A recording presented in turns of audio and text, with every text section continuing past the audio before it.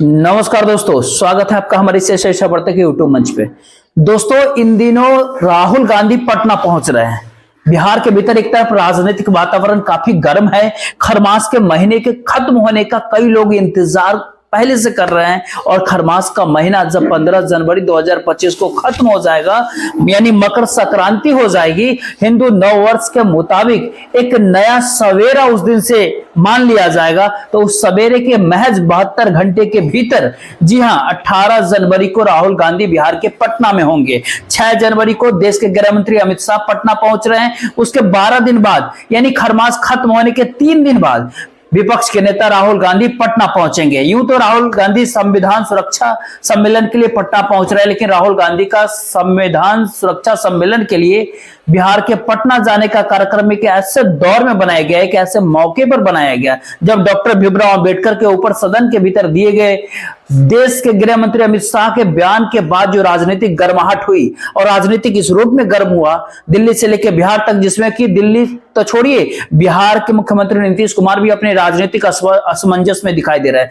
अपने गठबंधन पार्टनर को लेकर के असमंजस में पड़े हुए हैं। राहुल गांधी और कांग्रेस पार्टी, जिसकी कथित भूमिका को कांग्रेस पार्टी के इंडिया गठबंधन के नेतृत्व वाले जो है ना, नीतीश कुमार, जिस दिन से अलग हो रहे थे, अब वही राहुल गांधी संविधान सुरक्षा सम्मेलन बिहार के पटना में, वो संविधान जिस संविधान का निर्माण डॉक्टर भीमराव अंबेडकर के मार्गदर्शन में हुआ था, संविधान निर्माता जिनको कहा जाता है, जब उन्हीं के बनाए गए संविधान की सुरक्षा के लिए बिहार के पटना में राहुल गांधी सम्मेलन करने अगर पहुंच रहे हो, और ध्यान दीजिएगा, परिस्थितियां उन दिन तक अगर नीतीश कुमार एनडीए गठबंधन में बिहार के भीतर अगर बने रहे, तो और ज्यादा कहने, एक तरफ बीजेपी की नजर मुख्यमंत्री की कुर्सी पे होगी, दूसरी तरफ देश के गृह मंत्री अमित शाह का डॉक्टर भीमराव अंबेडकर के ऊपर दिया गया बयान सीधे सीधे नीतीश कुमार के वोट बैंक को ही बिहार के भीतर टारगेट करने की तरफ, कि वो वोट बैंक कहीं नीतीश कुमार से छिटक ना जाए, वो परिस्थितियां।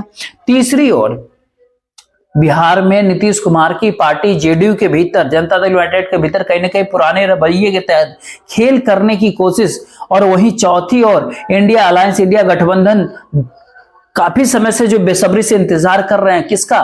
क्या नीतीश कुमार के इंडिया गठबंधन में आने के बाद राहुल गांधी पटना पहुंचेंगे? क्या देश के गृह मंत्री अमित शाह जब पटना पहुंचेंगे उसके बाद राहुल गांधी आ रहे हैं पटना? ये बात तो तय है, लेकिन नीतीश कुमार के इंडिया अलायंस में शामिल होने के बाद राहुल गांधी पटना पहुंचेंगे, या फिर क्या कुछ खेले? ये तो राजनीति का चक्र जो है ना, चक्र किस चीज का? विधानसभा चुनाव का चक्र, किस चीज का? सामाजिक समीकरणों का पहिया, किस चीज का?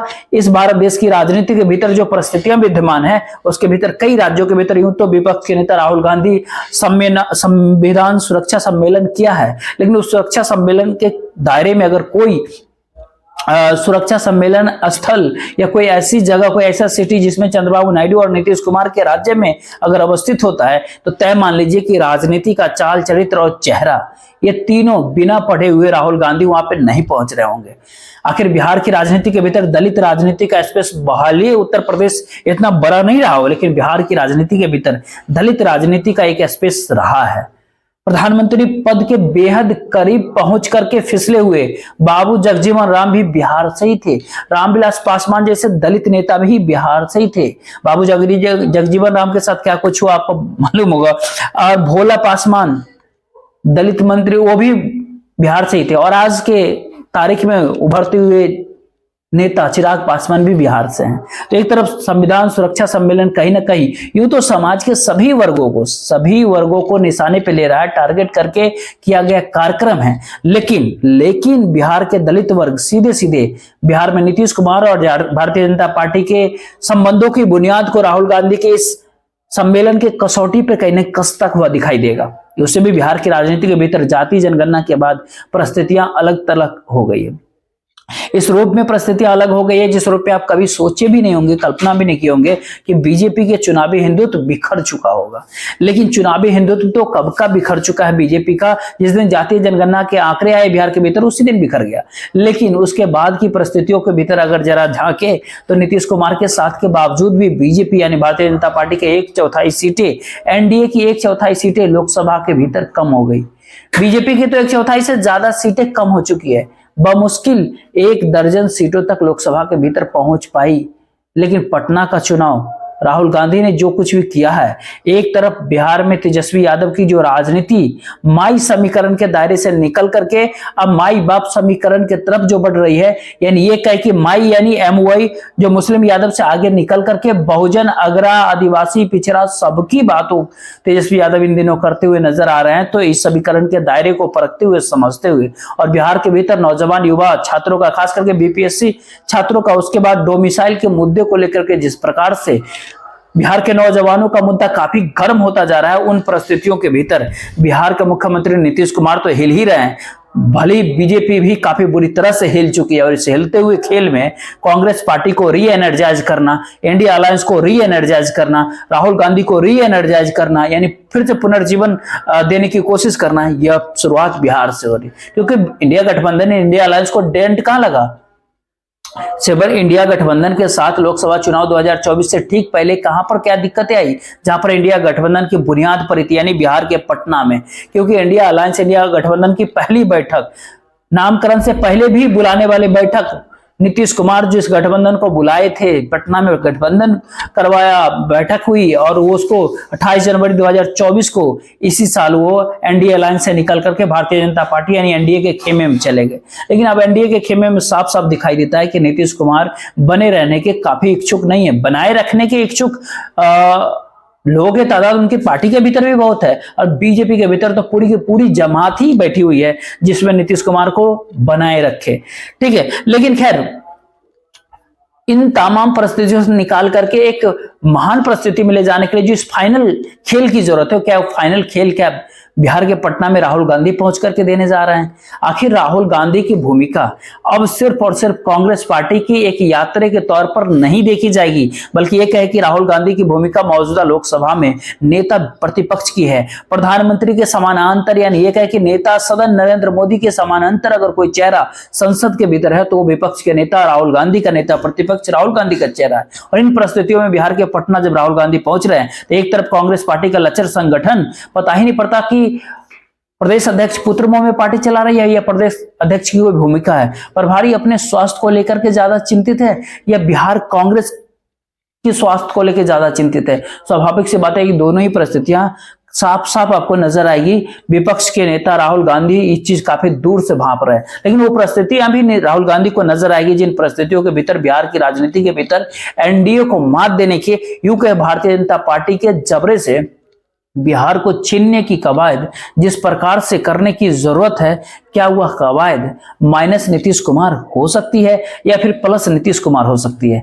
सामाजिक सुरक्षा सम्मेलन कहीं ना कहीं ये कहे कि एनडीए और सुरक्षा सम्मेलन में कहीं ना बदल ना जाए, ये साफ साफ कहीं ना कहीं दिखाई पड़ने लगा, क्योंकि 18 जनवरी 2025 को बिहार के पटना में यदि ये कार्यक्रम तय समय के हिसाब से अगर हुआ तो आप ये तय मान लीजिए कि बिहार की राजनीति के भीतर भूचाल आना तो तय है। भूचाल तो अभी भी आया हुआ है, इस रूप में भूचाल आया हुआ है कि बिहार के भीतर भारतीय जनता पार्टी कोटे के तमाम मंत्री दिल्ली के भीतर मौजूद है। पूरी बीजेपी की बिहार के कोर ग्रुप दिल्ली में, जीतनराम मांझी के पार्टी के कोर ग्रुप दिल्ली के भीतर, और नीतीश कुमार की पार्टी, उनका विधायक दल और उनकी पार्टी के कोटे के मंत्री सबके सब बिहार के पटना में जमे हुए हैं। और आज ही राष्ट्रीय जनता दल के विधायकों का पटना में जमावड़ा शुरुआत हो गया है। तो दोस्तों आज 24 दिसंबर है। 24 दिसंबर के बाद 24 दिन बाद बिहार के पटना राहुल गांधी आ रहे हैं। रांची में मुलाकात नहीं हो पाई थी तेजस्वी यादव से, एक ही होटल में ठहरने के बावजूद भी नहीं हो पाई थी, लेकिन अब बिहार के पटना में संविधान सुरक्षा सम्मेलन के बहाने जो बिसात बिछेगी बिहार के पटना में, उस बिसात में बिहार में आरजेडी के नेता तेजस्वी यादव ही नहीं बल्कि नीतीश कुमार की राजनीति की भूमिका भी कहीं ना कहीं तय होनी है। क्योंकि रेखा खींचने की जिम्मेदारी जो है वो मत भूलिएगा कि कांग्रेस के नेता राहुल गांधी अगर अपनी तरफ से कर रहे हैं तो उस लाइन से सबसे ज्यादा राजनीतिक नुकसान बिहार के मुख्यमंत्री नीतीश कुमार को हो रहा है। जाति जनगणना के मुद्दे का चैंपियन नीतीश कुमार रहे बिहार के भीतर, लेकिन वो मुद्दा लेकर के कौन हवाई हो गया? विपक्ष के नेता राहुल गांधी। रणनीतिक चूक किससे हुई? नीतीश कुमार से हुई, इंडिया अलायंस छोड़ करके। तो फिर क्या आगे बाबा साहब डॉक्टर भीमराव अंबेडकर के ऊपर दिया गया बयान, वो मुद्दा, उसे भी राहुल गांधी नीतीश कुमार के वोट बैंक के क्षरण के रूप में प्रयोग करेंगे और नीतीश कुमार ऐसा बिहार के पटना में होने देंगे? होने नहीं देने का एकमात्र रास्ता हम सबको आज के दौर में पता है तो नीतीश कुमार को स्वाभाविक रूप से पता है, और वो रास्ता एक गठबंधनों को, यानी एक गठबंधन के साथ जुदाई का और दूसरे गठबंधन के साथ हाथ मिलाई का, यानी एक देखते रहिए अभी जो भी राजनीतिक खेल चल रही है, सबके फेवरेट है बिहार के भीतर नीतीश हैं सबके फेवरेट। ये हैशटैग के साथ जब पोस्ट जेडीयू के ट्विटर हैंडल से जब आ रही है तो क्या उस फेवरेट लिस्ट के भीतर बिहार के भीतर जब राहुल गांधी होंगे, क्या उसमें संविधान सुरक्षा की भावना भी होगी? अगर इस तरह की भावना है या फिर नहीं है, इसकी जांच और पड़ताल अगर करनी हो तो फिर इंडिया अलायंस, इंडिया गठबंधन के मुख्यमंत्री रहने के दौर में नीतीश कुमार के उस बयान को भी आप याद कीजिएगा, जो बार बार मीडिया से मुखातिब होते हुए ये कहते थे कि पुरानका सब चीज वह भुलवा देगा। यानी ये कहे कि संविधान के भीतर जो चीजें वर्णित है वो सारी चीजें, और राष्ट्रीय आंदोलन की, भारतीय राष्ट्रीय आंदोलन की जो विरासत है उस सब के बारे में कहा करते थे कि पुरानका सब चीजवा ये लोग भुलवा देगा।